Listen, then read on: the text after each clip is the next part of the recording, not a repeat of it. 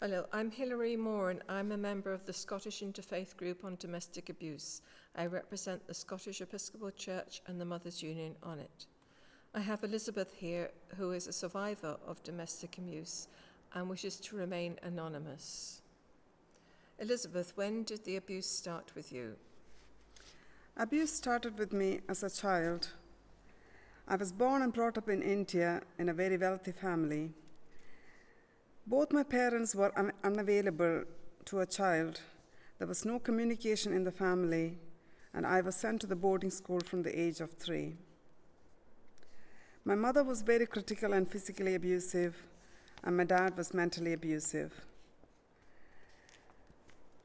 My brother started showing signs of mental illness at the age of 14, and he locked himself up in a room, and he came out with violent outbursts.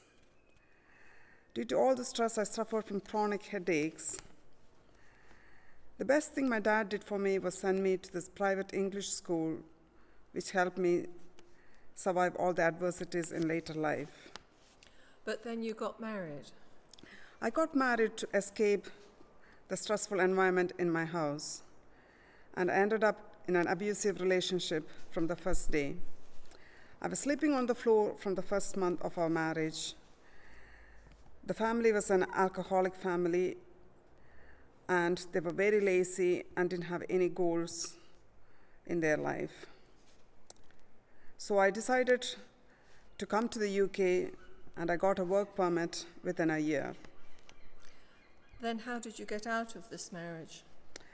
The abuse got worse once we were in UK, and I thought a child would bring a change to my husband, but it just got worse. And looking back at my own family history, I knew bringing a child up in such a volatile environment is not going to do me any favor.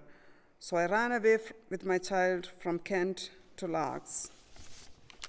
But then you married again?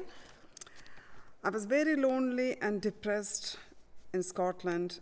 I didn't have any family support from India. So I felt very hopeless.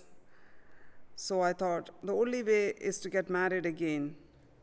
I went on Skype and I married the first guy that said yes to me. And then? I brought him to the UK within a month, and I realized that he was another abusive man.